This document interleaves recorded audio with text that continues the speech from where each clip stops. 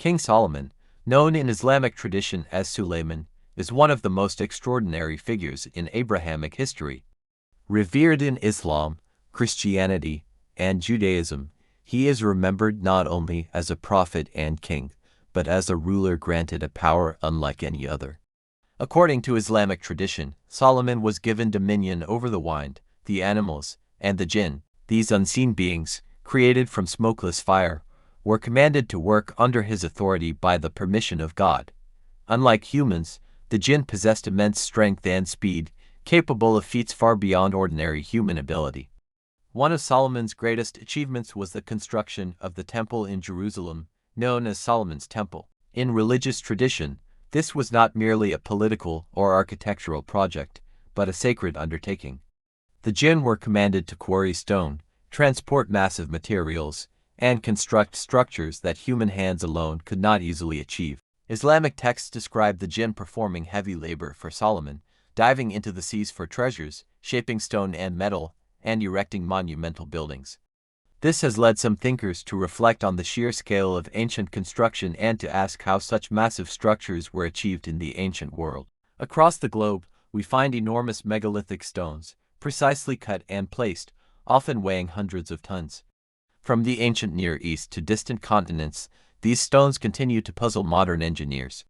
While archaeology offers explanations involving human labor and tools, religious symbolism offers another layer of interpretation.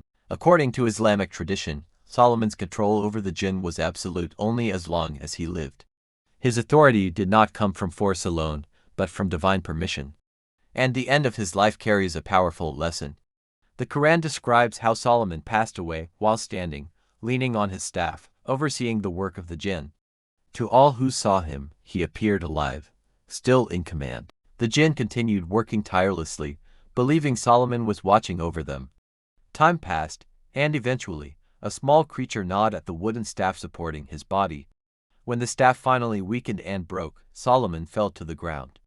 Only then did the jinn realize that he had been dead for some time. The Quran explains that this event revealed an important truth.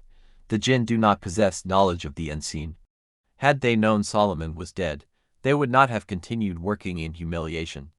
Some later symbolic interpretations take this story even further. They suggest that when the jinn realized Solomon had died, their labor came to an abrupt end. Stones were abandoned, tasks were left unfinished. Materials were dropped wherever they were being transported. From this perspective, the scattered presence of massive megalithic blocks around the world is seen not as proof, but as symbolism. A reminder of a time when divine authority restrained immense power, and what happens when that authority is removed. Whether taken literally or metaphorically, the story of Solomon and the jinn carries deep meaning. It speaks about leadership, responsibility, and the limits of power.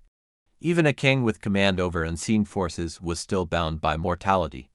The message is not about giants or magic alone, it is about humility, about knowledge of the unseen belonging only to God, and about how easily humanity can be misled by appearances. Solomon's temple, in this sense, becomes more than a building. It becomes a symbol of divine order, temporary authority, and the moment when unseen labor came to an end. And the stones left behind, whether physical or symbolic, remain as silent reminders of a story that continues to provoke reflection to this day.